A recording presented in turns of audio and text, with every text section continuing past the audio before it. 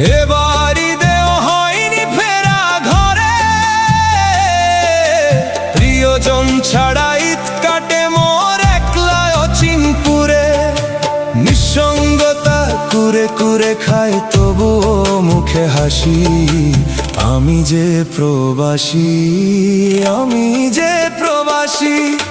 সবাই ভাবে প্রবাস মানেই রঙের দুনিয়া, কেউ তো দেখে না এই বুকে কি যে যন্ত্রণা। তবুও ভালো থাকুক তারা যাদের আমি ভালোবাসি, আমি যে প্রবাসী।